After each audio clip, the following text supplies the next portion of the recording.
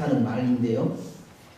근데 그 명필이 이 붓을 꺾는 데에는 다 그 이유가 있다고 합니다. 그 연주자가 자신의 악기를 망가뜨린다든지, 글 쓰는 사람이 이 펜을 놓는 데에는 다 그 이유가 있다는 겁니다. 고사성어에 백아절현이라는 말이 있습니다. 이 말은 이 백아라고 하는 맹인 연주자가, 즉 앞을 보지 못하는 이 백아라고 하는 거문고 연주자가 그의 거문고 줄을 끊어버렸다는 데에서 유래한 말인데요. 백아가 자신의 거문고 줄을 끊어버린 데에는 이유가 있었습니다. 그것은 자신의 음악을 가장 잘 이해해 주던 친구인 이 종자기의 죽음 때문이었습니다. 사람들은 백아가 거문고를 타면 그 음악을 이해하지 못합니다. 무슨 내용의 곡을 연주하는지, 그 곡이 무엇을 의미하는지 아는 사람이 없다는 겁니다.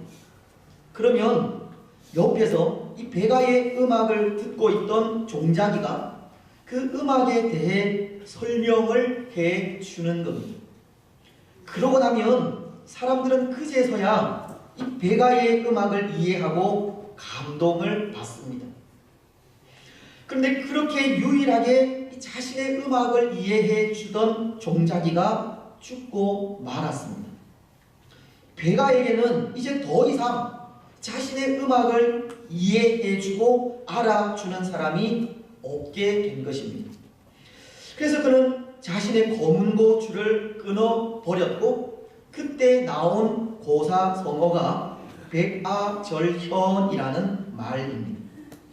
연주자가 자기 악기의 줄을 끊어버리고 글 쓰는 사람이 이 펜을 꺾는 데에는 다 그 이유가 있다는 말입니다.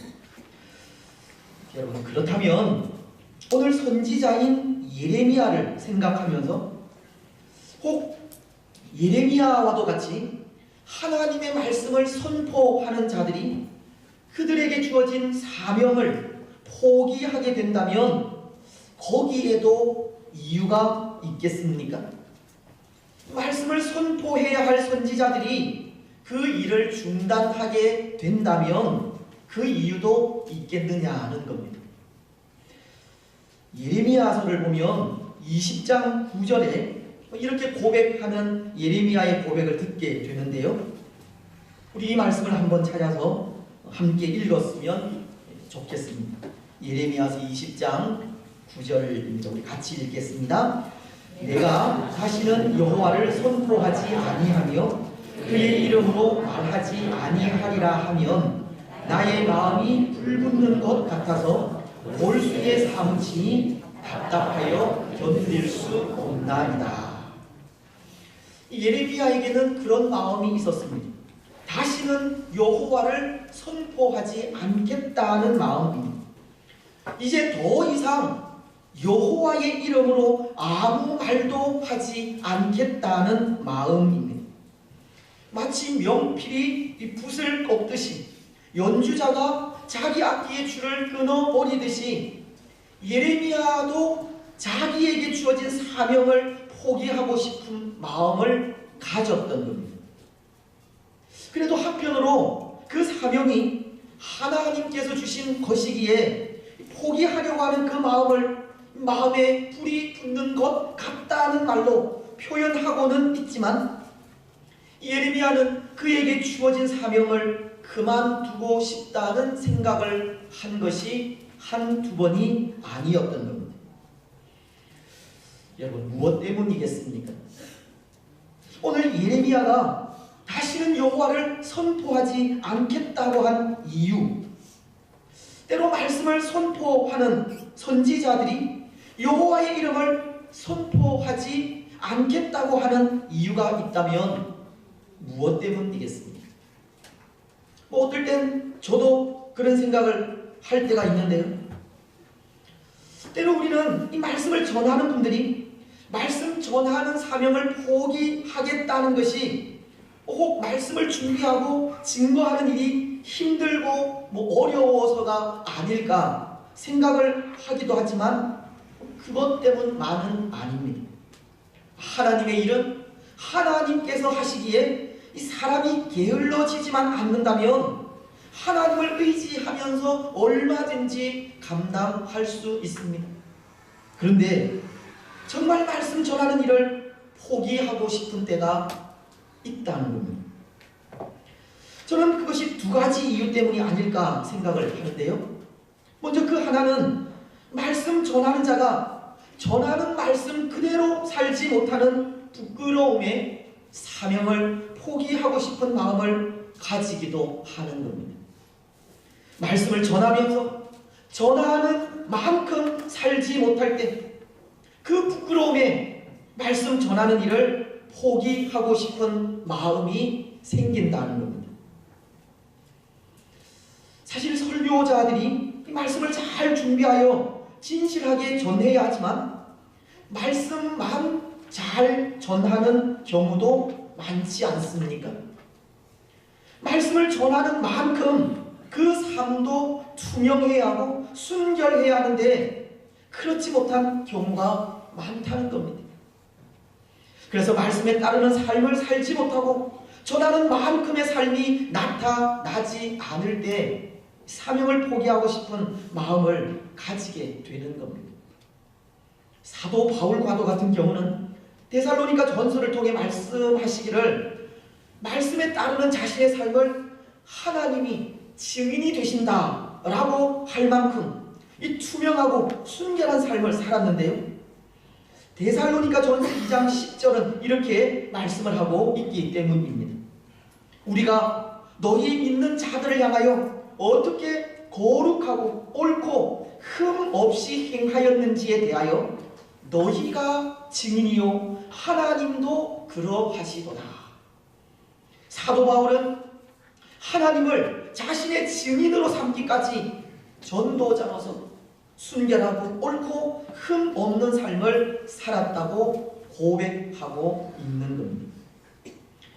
그런데 그에 비해 그렇지 못한 모습들을 바라볼 때 그 부끄러움에 사역을 포기하고 싶은 경우가 있다는 겁니다. 그래서 저도 항상 기도할 수밖에 없는 것이 전하는 대로 살게 해 달라고 하는 기도입니다. 기도하는 대로 살게 해 달라고 기도를 드릴 수밖에 없습니다. 언젠가도 말씀을 드렸듯이 전하는 대로 살지 않고 기도하는 대로 살지 않으면 그 삶의 실패를 달라고도 기도하기도 합니다. 하나님 앞에서도 사람들 앞에서도 부끄럽지 않도록 말씀을 전하는 그대로 또 기도하는 그대로 그 삶이 나타날 수 있기를 기도하며 나아갈 뿐입니다. 그런데 여러분, 이런 기도는 비단 설교자들만의 기도는 아니라 생각합니다. 오늘 믿음을 가진 우리 모두의 소원이 되어야 하리라 생각합니다. 오늘 우리도 말씀을 듣는 대로 그 말씀 그대로 살게 해달라는 기도를 해야 한다는 겁니다. 믿음을 가진 사람으로 부끄럽지 않도록 말씀을 듣는 만큼 신실하게 살게 해달라고, 혹 말씀을 듣는 대로 살지 못하는 그 부끄러움에 믿음의 삶을 포기하는 일이 없도록 믿음에 합당한 삶을 살아가게 해달라는 기도를 드려야 합니다. 여러분, 오늘 우리의 기도가 그런 기도가 되시기를 바랍니다. 말씀을 듣는 그대로 순종하고 기도하는 그대로 살게 해달라고 기도하시기 바랍니다. 그래서 기도하는 그대로 또 말씀을 듣는 그대로 살아가는 우리들이 되시기를 바랍니다. 그리고 또 하나, 이 말씀을 전하는 자들이 그 사명을 포기하고 싶은 경우는 그런 경우 때문이기도 합니다. 하나님의 이름으로 선포한 말씀에 아무런 변화가 나타나지 않을 때입니다. 아무리 하나님의 말씀을 전해도 그 어떠한 변화가 없거나 그 어떤 열매도 나타나지 않을 때입니다. 말씀을 선포하며 나아가도 이 당초에 새로워지지 않는 모습에 사명을 포기하고 싶은 마음이 생기기도 한다는 겁니다. 다시 말씀을 드리면, 말씀을 듣는 분들이 말씀을 귀담아 듣지 않을 때, 말씀대로 순종하지 않을 때, 그래서 전하는 만큼의 열매가 나타나지 않을 때, 그때 사명을 포기하고 싶은 마음이 생기는 겁니다. 그렇지 않겠습니까? 물론 열매라고 하는 것은 지금 당장 나타나지 않을 수 있습니다. 흔히 우리는 그런 비유를 하는데요, 이 콩나물 비유입니다. 콩나물 시루에서 이 콩나물이 자라는 것을 우리 눈으로 볼 수는 없지만, 그래도 그곳에 계속해서 물을 주고 보살피면 어느새 자라있는 그 콩나물을 볼 수 있듯이, 우리에게서도 열매는 그렇게 당장 나타나지 않을 수 있습니다. 하지만 끊임없이 말씀을 선포하고 확신을 가지고 증거함에도 불구하고 아무런 변화가 없을 때, 그것만큼 낙심되는 일은 없는 겁니다. 선포한 말씀이 열매로 맺혀 돌아오지 않을 때 설교자들은 사명을 그만두고 싶은 마음이 생기는 겁니다. 오늘 예레미야도 그런 경우입니다. 예레미야도 이제 더 이상 여호와를 선포하지 않겠다고 하는 이 극단적인 생각을 하게 된 것이, 그가 사역한 만큼의 결과가 나타나지 않았기 때문입니다.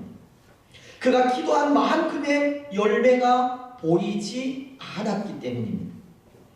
그래서 오늘 말씀을 보면 그는 그에게 주어진 사명을 포기하는 정도가 아니라 낙심하여 하나님의 곁을 떠나고자 할 만큼 고통스러운 상황에 있음을 기록하고 있는데요, 1절은 이렇게 말씀을 하시기 때문입니다. 여호와의 분노의 매로 말미암아 고난당한 자는 나로다. 그러면서 2절 이하의 말씀을 통해서는 나를 이끌어 어둠 안에서 걸어가게 하시고 빛 안에서 걸어가지 못하게 하셨으며 종일토록 손을 들어 자주 나를 치시는도다. 예레미야는 유다의 죄로 인해 내려진 징계가 마치 자신이 홀로 담당하고 있는 것 같다고, 그래서 그 고통으로 인한 낙심이 얼마나 큰지를 말씀하고 있는 것인데요, 그는 나를 이끌어 어둠 안에서 걸어가게 하시고 빛 안에서 걸어가지 못하게 하셨다고 하면서 하나님께서 모든 소망을 다 앗아가 버렸다는 고백을 하고 있는 겁니다. 여러분, 사실 예레미야는 조국인 유다를 위해 얼마나 많은 눈물을 흘렸습니까? 그런 눈물의 선지자라고 하는 말을 들을 만큼 유다의 죄와 자신의 죄를 들고 하나님 앞에 섰습니다.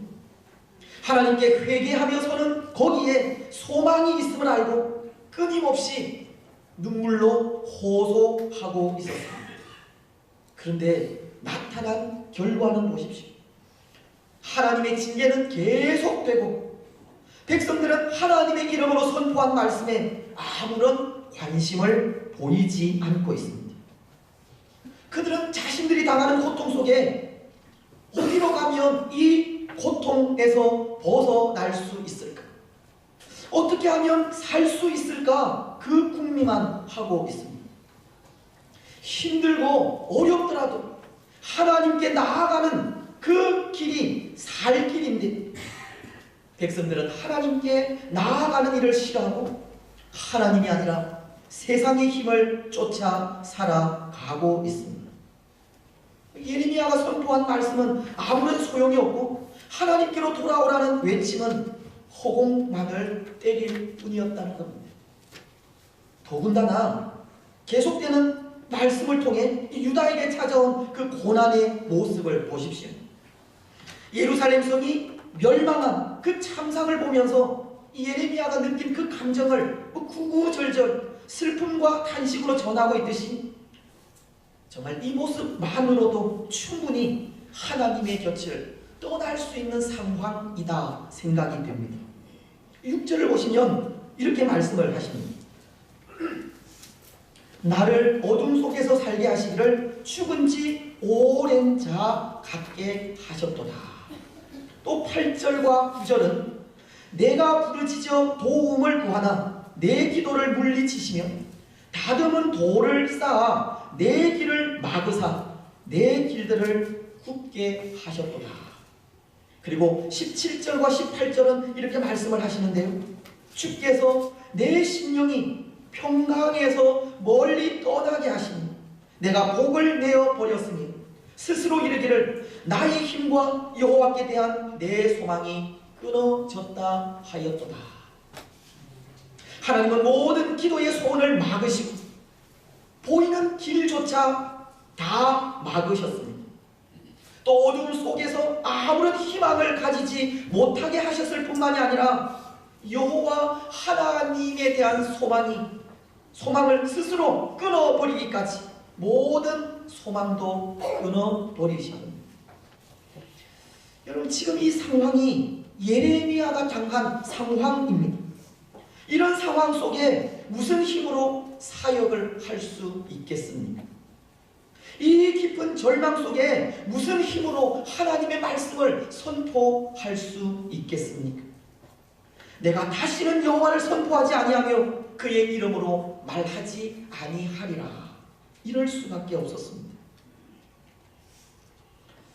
그런데 여러분, 오늘 우리는 예레미야의 이 마음을 이해해야 합니다. 알아주어야 합니다. 예레미야가 낙심하여 하나님을 떠나고 싶은 마음을 가지기까지 이 마음을 이해해야 한다는 겁니다. 때로 말씀을 전하는 자들이 그 사명을 포기하고 싶은 마음을 갖기까지 그 중심을 알아야 한다는 겁니다. 물론 그것이 우리가 앞서도 생각을 했듯이 말씀을 귀담아 잘 듣지 않고 증거한 말씀에 아무런 열매가 나타나지 않기 때문에 서운한 마음에 사명을 포기하고 싶다는 마음을 가질 수도 있지만 결국 그 중심은 그의 백성들을 향한 뜨거운 사랑이기 때문입니다. 사명을 포기하고 하나님을 떠나기까지 하겠다고 하는 극단적인 표현은 그의 백성들을 향한 사랑 때문이라는 겁니다. 백성들을 향한 그 사랑의 마음에 하나님을 떠난 백성들이 다시금 하나님께로 돌아오기를 소망하면서 하나님의 도우심을 요청하는 하나의 방편이라는 겁니다. 혹 내게 주어진 이 사명을 포기한다고 한다면 하나님의 도우심이 있지는 않을까? 하나님께서 우리를 다시금 돌아봐 주시지 않을까? 하나님의 도우심을 갈망하는 표현이 주어진 사명을 포기하겠다는 것으로 나타나게 되었다는 겁니다. 하나님께서 다시금 그의 백성들을 돌아봐 주시기를 갈망하는 마음이 사명을 포기하고 싶다는 표현으로 나타난 것이고, 그것은 결국 사랑이라는 겁니다. 백성들을 향한 사랑이 선지자 예레미야의 중심이었다는 겁니다.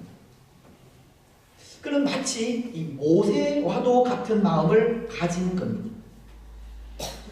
여러분, 모세도 이스라엘이 하나님 앞에 범죄했을 때 그 죄를 사해 주시기를 소원하면서 자신의 이름을 하나님의 책에서 지워달라고 요청한 적이 있지 않습니까? 출애굽기 32장 32절은 이렇게 말씀하시기 때문입니다. 그러나 이제 그들의 죄를 사하시옵소서.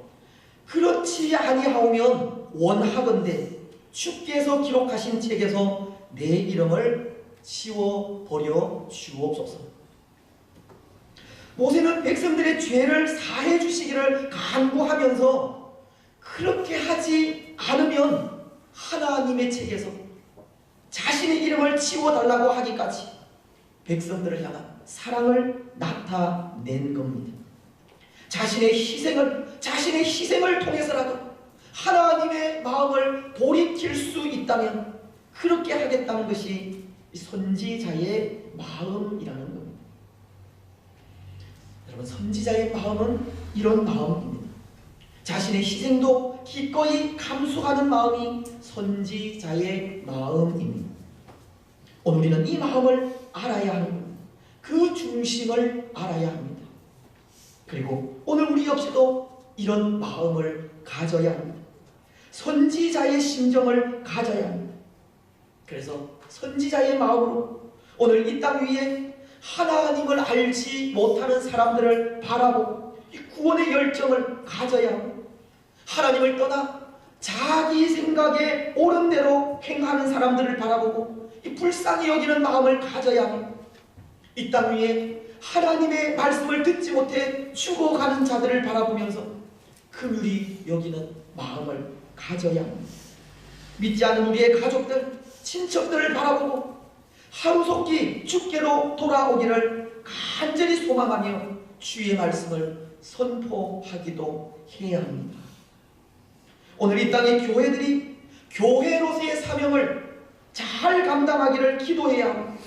하나님을 떠나 멸망의 길로 가는 이 시대를 바라보며 다시금 이 땅 위에 진리의 복음이 왕성해지도록 빛과 소금의 역할을 감당해 가야 합니다.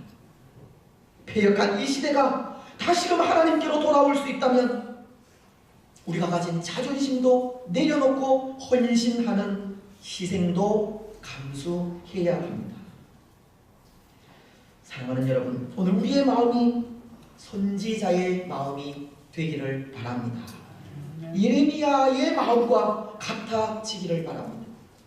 하나님의 나라를 진정으로 사랑하고 주의 백성들을 진심으로 사랑하며 시대의 아픔을 함께 아파하고 눈물 흘릴 줄 아는 우리들이 되었으면 좋겠습니다. 사사기서를 보면 이스라엘을 향하신 하나님의 그런 마음을 읽을 수가 있는데요. 이스라엘의 고통에 아파하시는 하나님의 마음입니다. 사사기서 10장 16절은 이렇게 말씀을 하십니다. 자기 가운데에서 이방신들을 제하여 버리고 여호와를 섬기매 여호와께서 이스라엘의 곤고로 말미암아 마음에 근심하시니라. 이스라엘을 향하신 하나님의 마음이 이스라엘의 곤고로 말미암아 마음에 근심하시니라. 비록 이스라엘이 당한 그 곤고가 하나님을 떠나 범죄한 결과로 주어진 것이기는 하지만 범죄한 이스라엘이 당한 고통에 하나님의 마음이 근심이었다는 겁니다. 하나님은 범죄한 이스라엘에게 고통을 주셨지만 그 고통에 아파하는 이스라엘을 보시고 함께 아픔을 느낀 겁니다.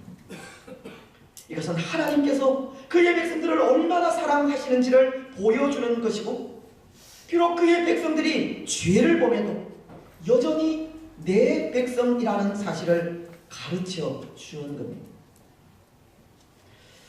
그런 것 같습니다. 여러분, 때로 오늘 우리 육신의 자녀들이 우리의 속을 썩이고 이 마음을 아프게 해도 여전히 내 자녀이지 않습니까? 말을 잘 듣지 않아 매를 들어도 사랑하는 자녀이기 때문에 매를 든 것이지 않습니까? 자녀가 매를 맞아 아파하며 울 때 우리 마음이 함께 아픈 것이 그 자녀가 사랑하는 내 자녀이기 때문에 그렇습니다. 아마도 여기 계신 분들 중에 이 부모된 분들은 한 번쯤 자녀들을 훈계한다는 이유로 매를 들어보신 적이 있으리라 생각하는데요. 물론 요즘은 사랑이라 하는 이름으로 매도 들지 못하는 시대가 되었지만 저도 저희 집에 하나밖에 없는 딸아이에게 이 초등학교 때 매를 든 적이 있었습니다. 요즘에는 장난삼아 한번 맞아볼래? 라고 하면 하는 말이 아빠 잡혀가요 라고 그렇게 대답을 하지만, 그때 그 아이가 머리가 좀 컸다고 억지도 부리고 자기 주장도 내세우며 따지기도 해서 제가 저 자신을 생각하지 않고 버릇이 없다는 생각에 매를 든 적이 있었습니다. 근데 그 매를 피하다 이 팔꿈치를 잘못 맞아 좀 부었던 것 같습니다. 다음날 학교에서 그것 때문에 양호실에 다녀왔다고 전화를 하는데 그 소리를 듣고 이 마음이 얼마나 아픈지 참 미안한 생각이 들었던 적이 있습니다. 물론 그 마음을 우리 하나님의 마음과 비교할 수 없지만 우리를 향하신 하나님의 마음이 그런 마음입니다. 범죄한 우리 인생이 이 세상을 살아가면서 당하는 모든 고통에 함께 아파하시는 마음이 하나님의 마음이라는 겁니다. 그리고 예수님을 이 땅에 보내어 그 고통에서 벗어나게 하기까지 우리를 사랑하시는 마음이 하나님의 마음입니다. 그래서 오늘 세상을 향해 우리의 마음도 그런 마음이 되어야 하는 겁니다. 고통 가운데 있는 이 땅을 바라보고 함께 아파하는 마음을 가져야 하고, 하나님 없이 죽음의 길로 달려가는 사람들을 불쌍히 여겨 참 구원자이신 예수 그리스도를 전하며 나아가기도 해야 합니다. 십자가에 자신을 내어놓기까지 희생하신 예수님의 마음으로 시대를 향해 희생하고 헌신하는 우리들이 되어야 합니다. 사랑하는 여러분, 오늘 우리는 우리를 위해 십자가를 지신 예수님의 마음으로 이 시대를 바라보시기 바랍니다. 거짓되고 부패하며 진리를 떠나는 이 시대를 향해 하나님의 사랑으로 다가가시기 바랍니다. 그리고 참 구원자이신 예수님을 담대히 선포하며 나아가시기 바랍니다. 그래서 이 시대와 오늘 이 땅의 모든 사람들에게 예수 그리스도 안에서 참 평강과 참 생명을 누리게 하시기를 바랍니다. 이제 말씀을 맺겠습니다. 사랑하는 여러분, 오늘 우리는 시대의 소망이 되어야 합니다. 빛이 되고 소금이 되어야 합니다. 오늘 이 시대는 점점 삭막해져가고 하나님을 떠나 돌이킬 수 없는 시대로 달려가고 있지만, 그럼에도 교회로서 시대의 파수꾼의 역할을 감당해야 합니다. 이 시대를 향해 선지자의 마음으로, 우리를 위해 십자가를 지신 예수님의 마음으로 다가가 복음을 전해야 하고 주의 사랑을 전해야 합니다. 여러분, 오늘 성도된 우리만이 이 시대에 참된 빛이 될 수 있다는 것을 기억하면서 성도된 삶을 신실하게 살아가시기를 바랍니다. 믿음에 합당한 삶을 진실하게 살아가시기를 바랍니다. 그래서 그 삶을 통해 마지막을 향해 달려가는 이 시대에 예수 그리스도로 인한 참 소망과 참 생명과 영원한 생명을 주는 복된 성도들이 되시기를 주님의 이름으로 축복합니다. 찬송 586장